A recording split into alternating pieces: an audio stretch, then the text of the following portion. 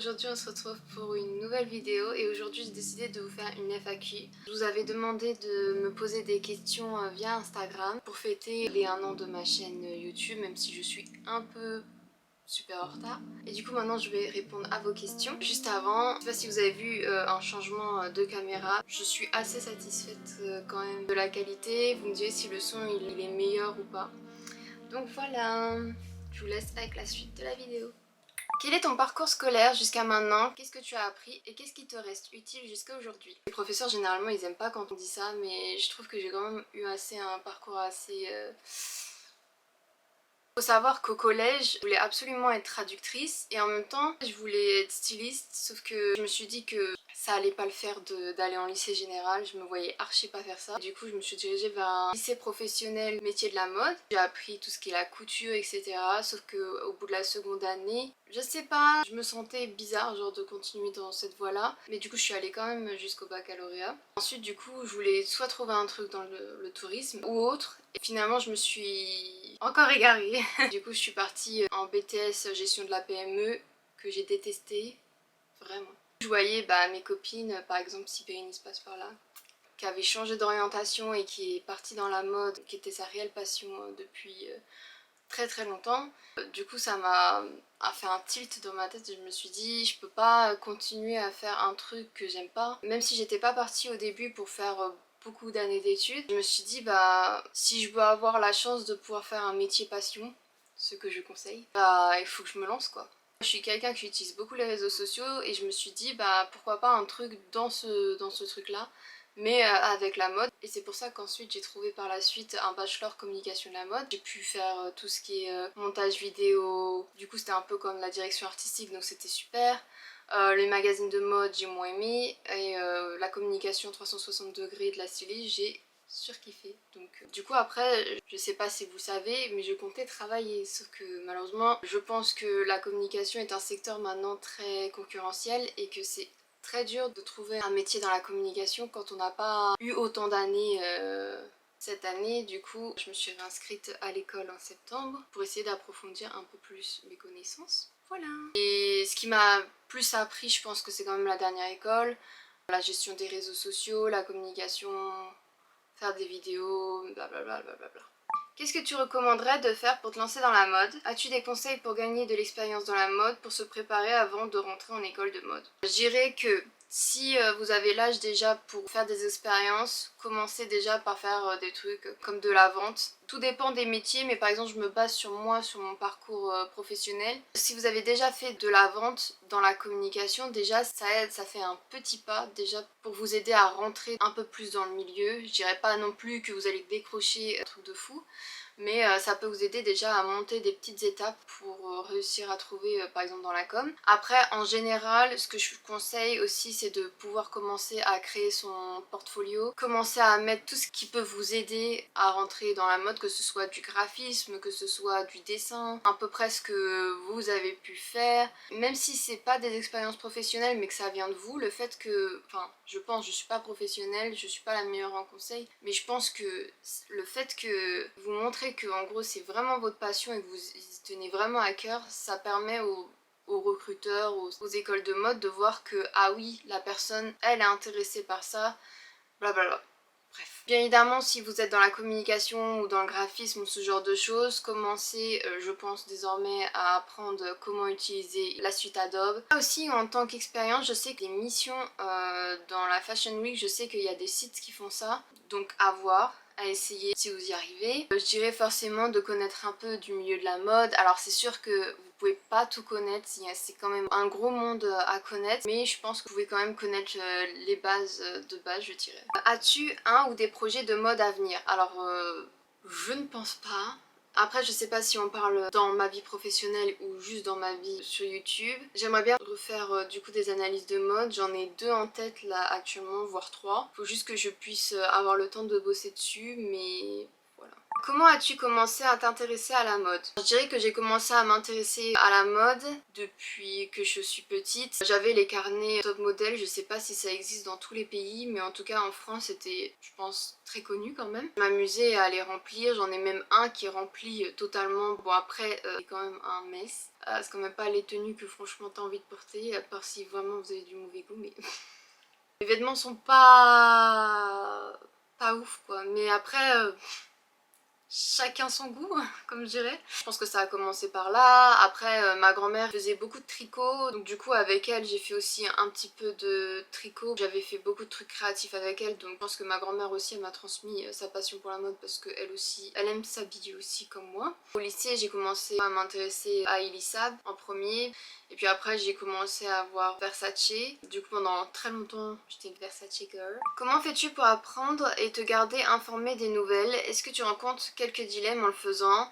N'abandonne pas YouTube, je pense que tes vidéos sont plutôt assez uniques. Merci pour ton commentaire, ça me touche et ça me fait super plaisir. Du coup ça me donne vraiment envie de continuer si je vois que certains peuvent aimer, ça me fait vraiment plaisir. Et maintenant qu'on a les réseaux sociaux, c'est beaucoup plus facile de s'informer facilement de la mode. Aussi vous avez l'appli Vogue Runway pour regarder les défilés. Généralement il y a pratiquement tous les défilés, pas tous mais généralement ils y sont quand même quasiment tous. Des fois en regardant des TikTok je tombe sur des informations, alors forcément faut faire attention parce que faut quand même vérifier ces informations, faut pas toujours faire confiance aux gens comme moi ou les autres qui peuvent parfois dire des bêtises. Aussi pour garder les informations aussi vous avez Fashion Network et du coup je pense qu'il n'y a pas forcément de bonne ou de mauvaise façon d'apprendre ou de dilemme à avoir. Mais moi personnellement je trie de plus en plus mes informations de qu'est-ce que je veux savoir et qu'est-ce que je veux pas savoir. Quels sont tes objectifs dans la mode ou ta vie en général? Quel est ton métier de rêve? Je sais pas si j'ai forcément d'objectifs dans la mode. Je dirais que j'aimerais bien m'occuper de tout ce qui est les réseaux sociaux, ça m'a toujours intéressée donc forcément. Après est-ce que je ferais ça toute ma vie? Je n'en sais rien. J'aimerais bien aussi pouvoir avoir ma propre marque de vêtements. Ça je sais pas non plus si ça pourrait être possible mais... Believe, croire en nos rêves. J'ai toujours ce projet en tête d'ouvrir mon propre café. Maintenant ça fait quand même 2 ans que j'y pense. Sauf que je sais que c'est beaucoup de travail, qu'il y a du branding derrière à faire, qu'il y a à tout penser, la déco, le thème. Et moi j'aimerais bien que ce soit un café à concept. Je croise les doigts pour peut-être un jour le faire. Voilà. Qui est ton inspiration numéro 1 dans la mode? Est-ce qu'il y a une personne ou une célébrité qui t'inspire? Alors je dirais que depuis que je connais Jennie de Blackpink, je dirais que c'est ma première inspiration mode. C'est vrai que des fois je suis pas totalement d'accord avec tout ce qu'elle met comme vêtements. Je dirais que là mon style il se ressemble plus à celui de Rosé ou Jisoo. Après j'aime beaucoup le look de Wonyoung. Après j'aime beaucoup aussi le style de Sunmi. Je dirais pas que j'ai une inspiration numéro 1 dans la mode mais en tout cas je m'inspire un peu de tout ce que je vois et moi je suis quelqu'un qui aime vraiment pas me catégoriser en mode j'aime ça ou je veux juste faire ça. Moi si j'ai envie de m'habiller d'une certaine façon je vais m'habiller de cette façon là et le jour d'après je serai quelqu'un d'autre.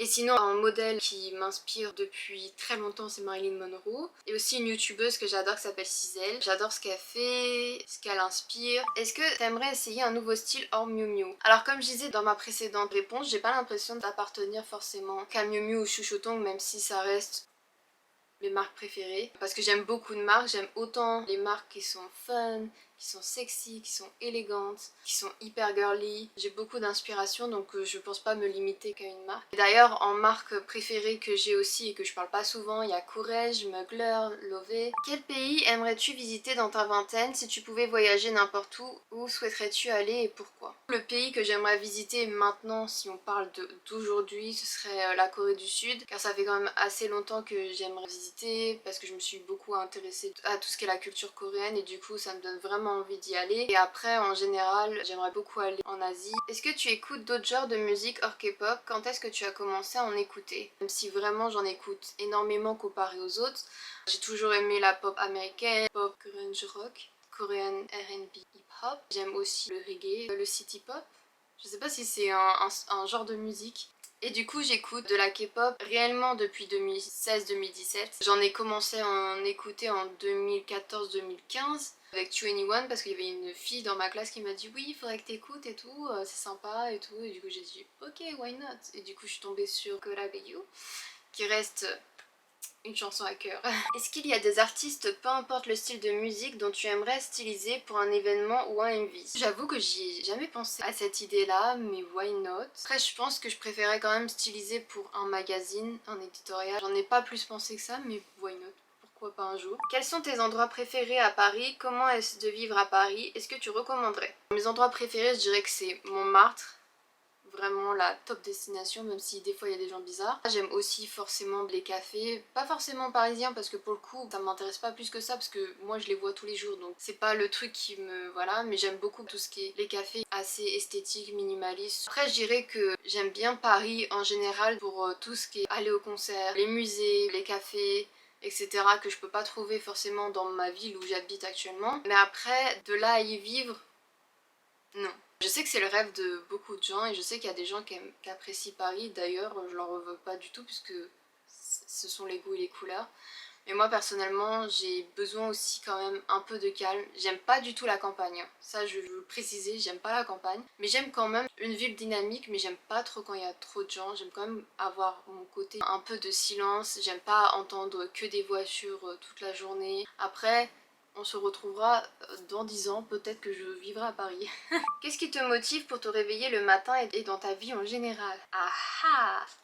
En général, ce qui me motive, j'aime bien regarder Pinterest pour visualiser un peu plus ma vie et voir si en gros j'arrive à faire de ma vie comme un Pinterest. C'est un peu bizarre de dire ça comme ça, mais après voir des vidéos qui me motivent, ce genre de choses motivantes, regarder des vidéos de Cisel. Du coup j'ai répondu, j'espère à toutes les questions qu'on a pu me poser, j'espère que la vidéo elle vous aura plu. Je vous dis à bientôt, prenez soin de vous, bye.